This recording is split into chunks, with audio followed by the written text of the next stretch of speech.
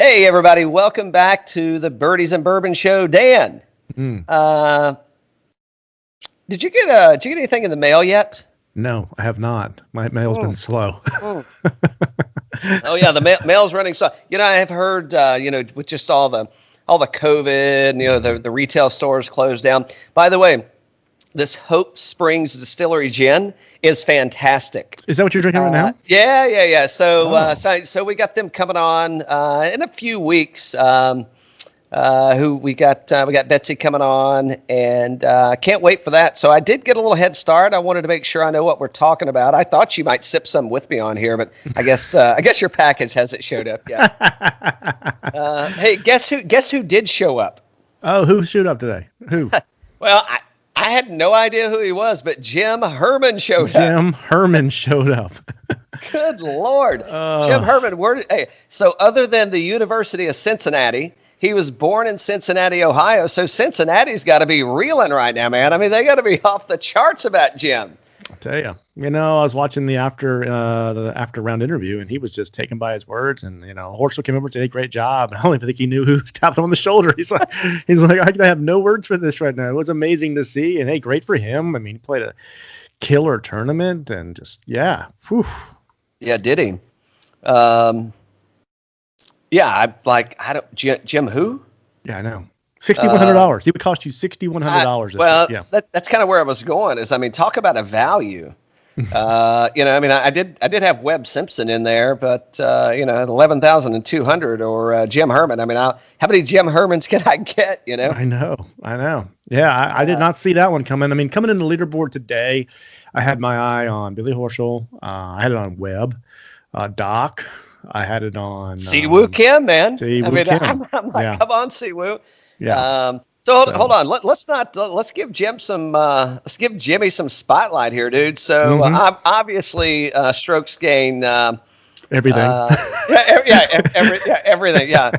Hey, thanks to Fantasy National. We're reviewing from their website, but.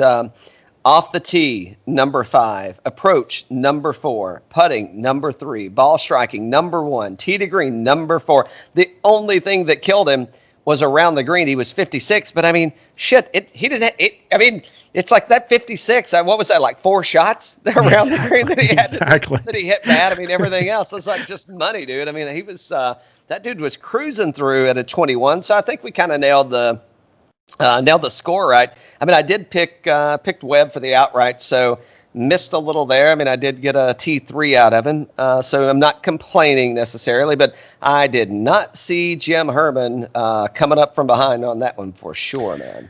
Me either. Hey, great win for him. You read down the stats. I don't know much about Jim Herman, and the leaderboard was great again. Another stacked leaderboard where you had a ton of names all together, and it was a horse race to the end, and that's what you'd love to see. And this Wyndham's a lot like that. The weather was strange all week, right? It was not hot. It was rainy. It was humid. Amanda Balionis was complaining about her hair the whole time.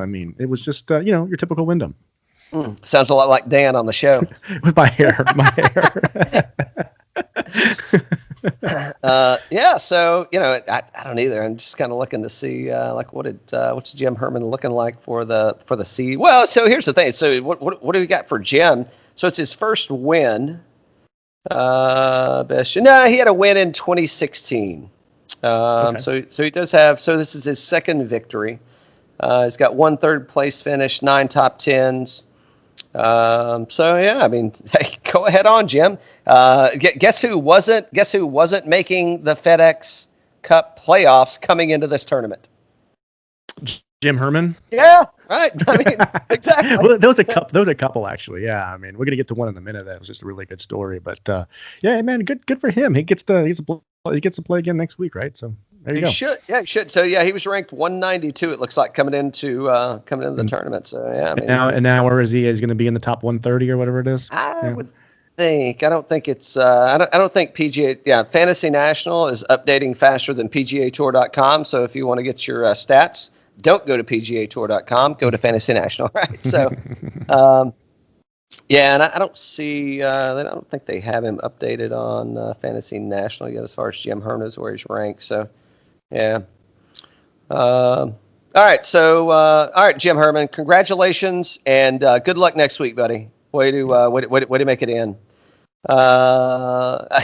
You know where I want to go, but there's too many other people to talk about that actually got to play. So let's stick with the people that got to play. Billy Ho. Billy Ho. Billy Ho. He was trying to bribe a rules official on like 17 or 16, right? It worked. Well, he got to take a drop, but and then he placed it, and then he kind of, coming out of that rough where he was at. Number one, he should have never hit it there to begin with. So I don't know like what he was doing over there, but he he jacked it into the. It did miss the bunker, but he buries it in the rough green side bunker. And and he's what he called a basically the ball was buried, so he said I get to pull it out, and he did, but it didn't really help him, and I think he missed the putt on that one too. So all around, and it's like, come on, Billy. But Billy's going to advance. Billy is a past FedEx Cup champion, so and Billy's been playing good of late. So that could be maybe we got something here, man. Maybe Billy Ho's one to look out for. Well, we've liked what we've seen from him recently, and I played him in a couple lineups this week. I think you did too, and he was $9,100 coming in, but finished second by himself. And hey, shots gained total second in the field, off the tee 10th, approach 11th. Also struggled around the green, and then around the green killed him, dude. Yeah. Ball striking 7th. So, he had a great week. I've had my eye on him. I think the game has definitely been showing the types of ball striking that you want to see from somebody. So, I thought he looked great, and I expect him to play well in the next couple of weeks. Well, he said today in his post-round interview, he said today was the best warm-up session he's had all week. So, and it's like, and again, he played, I would say he played pretty good up until, 16. I think that was his only real bobble of the day. Let's see. So he eagled 5, birdie 4, eagle 5, birdie 6, birdie 8, bogey 9, and then he bogeyed 16. So he's kind of there. Just a little bit of a miss for him. Yeah. Weber came in third, tied for third with Webb, Kevin Kisner, Woo Kim, and then Redman. So a bunch of guys in third place there. Yeah, who I liked more than Webb actually was Kisner. That dude was playing. He was just tearing it up, man. That guy. And he's won. What did he win? Eastlake 3 years ago. So and I know Eastlake's not next week, but I'm saying if he can stay in the hunt. I like Kisner coming into this stretch of playoffs. I think so Kisner shoots 69, 64, 65, 64. So he shoots 2 of the second lowest rounds of the week. Other than that 69 on Monday, he's probably winning the tournament. So, but look at Webb, man. So to your point, 66, 66, 65, 65. I'm riding that horse all the way through. I'm glad that that we're going to have everybody back next week because Webb's going to go down. Yeah. Just based on everybody else that's going to be there, I'm riding that dude out, man. And I don't care. I don't give a shit how long the course is. I don't care what kind of greens they're on. I'm riding that dude, man. That guy is playing the best golf that he's probably ever played. Weber? Yeah. Well, he's been on fire all year, but yeah, he's shown really good signs lately. Hey, you know what? That Southeast or that Raleigh Charlotte lineup did pretty well this week, man. You got Weber up there. Got your boy in there. Doc came in third. Then you got Harold Varner, in 7th place. Yeah. But if you really went kind of southeast-ish, you could have put Pat Reed in there. You could have put Kisner in there. These guys, they love those Southeast courses. This is like the RBC kind of crowd, man. Yeah. Where they do so well at these things. And look at that leaderboard. That's the Southeast leaderboard for sure. It's crazy, right? And all those guys. Here's the thing, though. So some of those, I would consider Webb a closer. I would consider Kisner a closer. I'd consider Kisner a closer. Yeah. Now they may not have a lot of opportunities to close, but when they have them, I think that they do. I think the challenge that we wind up with in some of these situations with not picking on anybody. I'm just the way that it, just from a fan, right? And the way I see it, like Harold, like, dude, like I mean, why? What is it that he, why can't Harold? He shoots a 62. I think that's the low round of the week. Shoots 62 on Thursday. He shoots 62, 69, 67, 65. I'm not saying those are crappy scores. No, not by any means.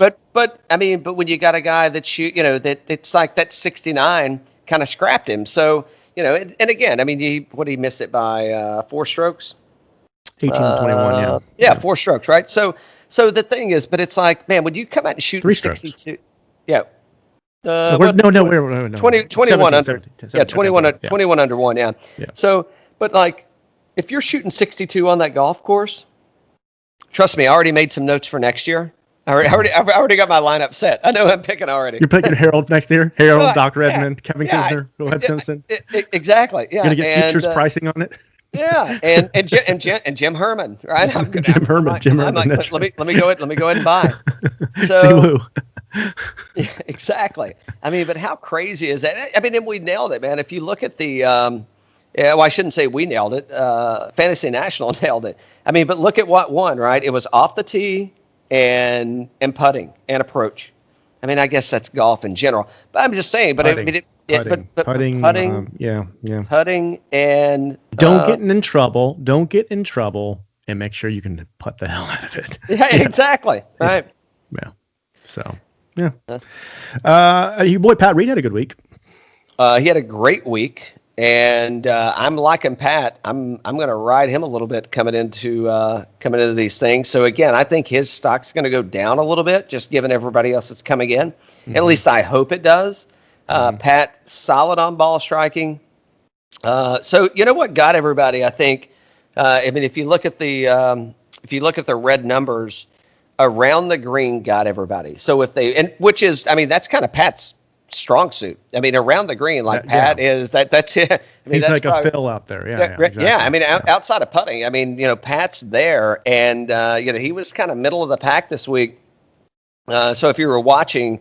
The 4th round when Billy had to drop. I mean, that rough was no joke. I mean, it was wet, it was damp, it was, everything was kind of soggy. So it kind of held him up. It'll be interesting to see what happens when they're heading to Boston next week with all the rain and all the weather that they've had up there. I mean, it's going to be, I don't know, is it going to play a lot like this? Maybe. I mean, I think I'm looking at a lot of people that scored well this week.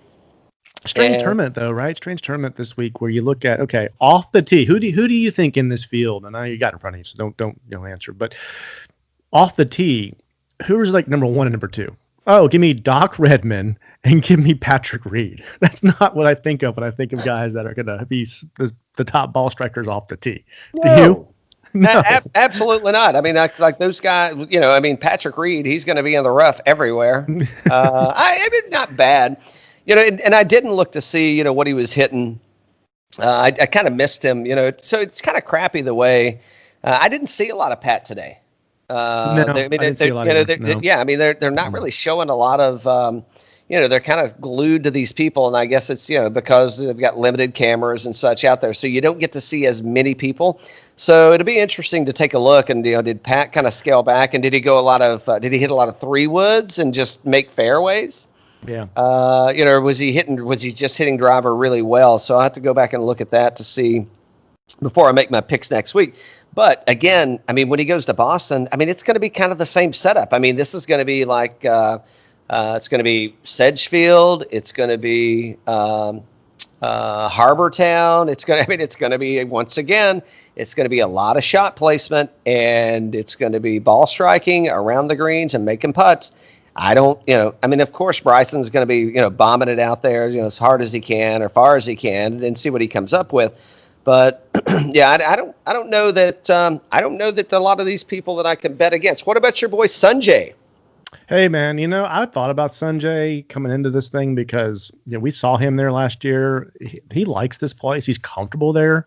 And I'm not going to say Sanjay's back. I kind of expected him to do well this week, but this kind of field and his how familiar he was with this course and this tournament and what we saw from him last year there and how comfortable he was there, I just felt he was going to have a good week. But hey, I think it's what he needs in order to get back on that right track, though. Yeah. No, I do too. Yeah, he actually looked good this week. Yeah. I mean, I'm not. I don't know that I'm back on the Sanjay bus yet, but I'm not against it. And Hey, by the time we get to East Lake, I may be on the Sanjay. I may be back on the Sanjay bus on that one. So hey, third in the field, off the tee, ninth in ball striking. So, I mean, it's good. 30th on approach, not bad numbers. We are way down the leaderboard. We do not need to be this far down the leaderboard without giving your boy props. I can't wait. I can't Yeah. wait. And it is not who people think I'm talking about. It is not him. It's not him. We'll dog him out later. Don't worry. Hey, way to go, Zach Johnson. Way to go. Way to go, Zach, man. He's coming into Greensboro. He is out of the playoffs. Mm-hmm. He's not on the line. Didn't make it last year. He did not make the playoffs last year.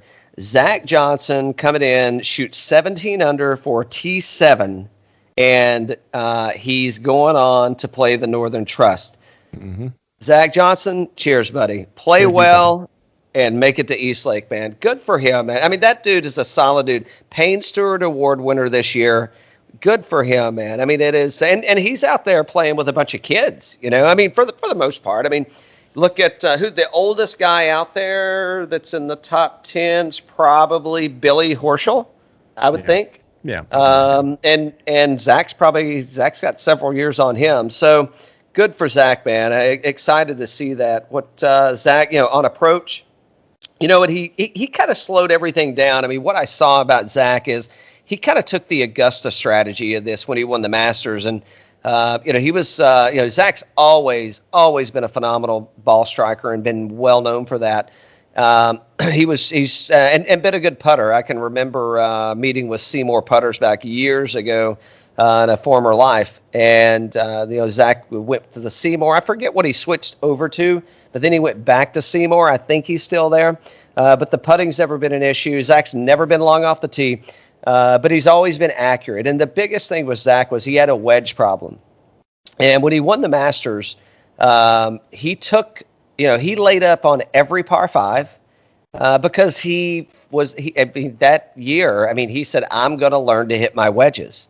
And he laid up on every single par five, and he stuck wedge close, and he made the putt, and that's what he did today or this week. And I mean, good for Zach, man. I think that's so awesome to see a journeyman like Zach out there, getting it done like that. Great for the sport. Just won the Payne Stewart Award, like you just said. And he was in his post round was talking about some troubles at home with regards to some storms around him or whatnot. Yeah. So definitely prayers go out there, and if his trust, or not his trust, but his foundation is helping with that. Hey man, on Saturday he was kind of like clawing at this thing. Go ahead. Yeah. So I was remiss when I said 62 earlier. So we got a 61 coming out of there. So I mean, hey. Zach Johnson shooting a 61. I mean, dude, hey, Zach, where'd that come from, bud? Yeah. So I hope he didn't run out of gas. I hope he sticks around through the playoffs. It'll be, obviously it'll be a challenge, but that's why they play. And, what a hell of a competitor. I mean, just, think about the Ryder Cups, President's Cups, just the places that guy's been. So, I expect to see some pretty interesting stuff from Zach next week. And the reason I say that is I played him in some lineups last week, and that opening round he had last week was on fire. On the round two, he had some serious challenges and didn't make the cut. But his first round last week was off the charts, man. I think he was top 5 coming out of round one. Yeah. I think he was. So hold on, round one. I think he might have had a rough round one. Who? No, Zach Johnson last week. Oh, last week. Sorry, I thought you meant this week. Last week. Yeah, the PGA. Yeah. The PGA last week. Yeah, he shot. He played well. Yeah, he played well. Yeah. Because he shot 70 on Thursday this week. Yeah, so. He shot a 66 on round one at the PGA. Yeah, really good round. Yeah. So it's kind of interesting to see. Maybe a deeper dive later on, but thinking about how how COVID is affecting, the return from, the layoff is affecting people. And, I don't know, Zach at 44 years old, I mean, did it do him some good, right? I mean, because he hasn't been, because he really hasn't had any injuries, right? Because, I mean, again, he's never really been a long hitter. I mean, he's not trying to, he's not powering the ball. I mean, he's placing shots. I mean, he's kind of like a Jim Furyk or somebody of that nature, just with a better looking swing. I can't say a better swing, but more aesthetically pleasing. And, I mean, he's out there, he rested, and, he has had to go and kind of labor through the season, and he pulls something off like this. I mean, it's got to feel good. I mean, again, I was watching him with Balionis, and, he's like, hey, I missed it last year, and I don't like to miss it. I don't like to lose.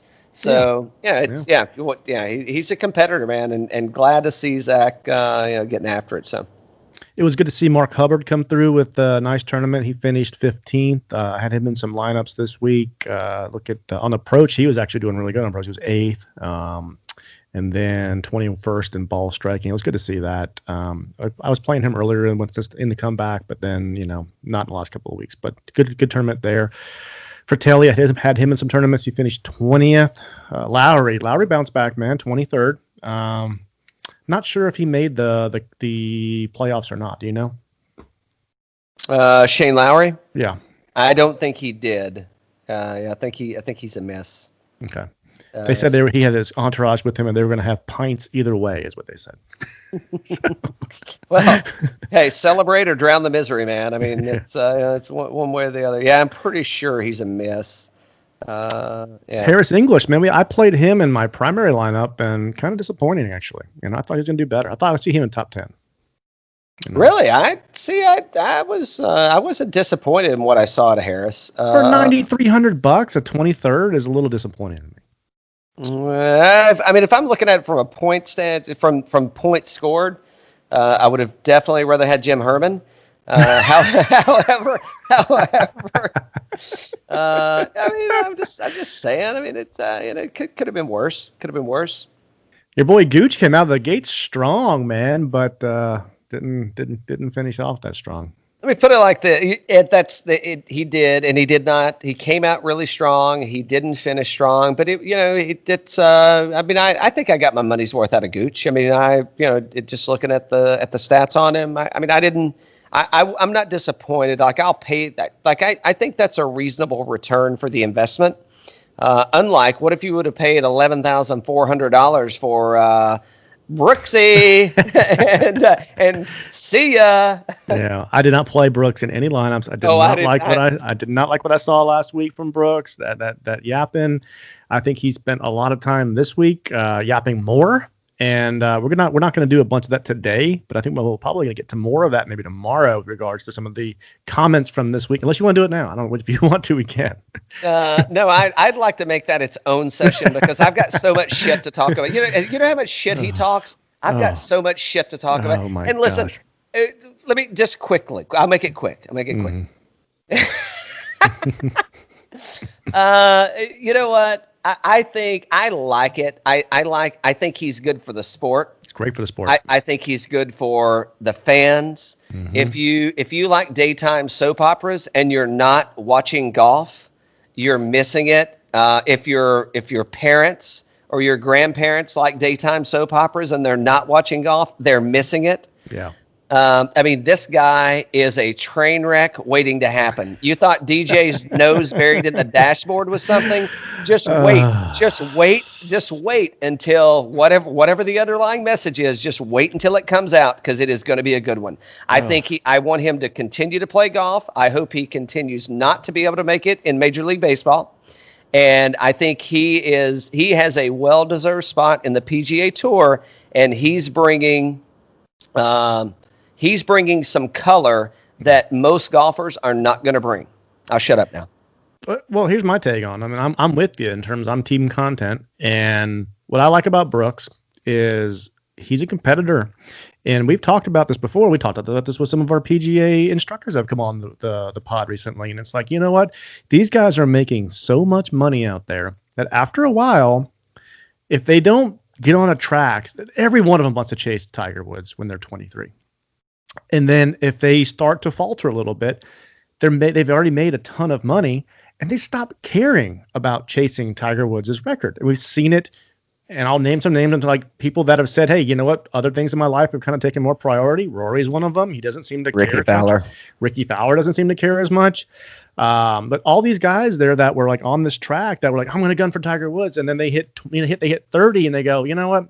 I want to ride this money train. I don't really care that much anymore. I'm going to go shoot commercials. I'm rich as can be. I've got enough money for 5 lifetimes. It doesn't really matter.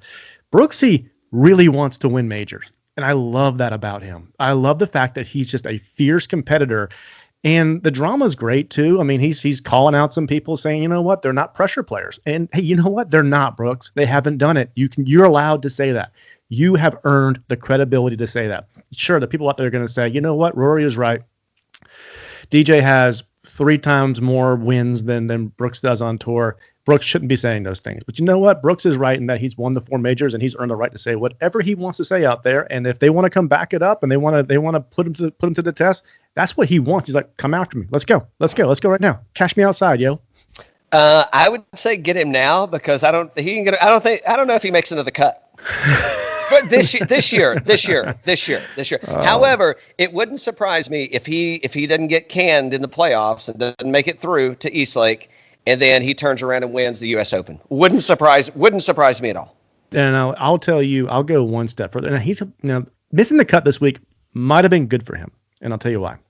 Because he's already into the round 1, right? So he's already going to play next week.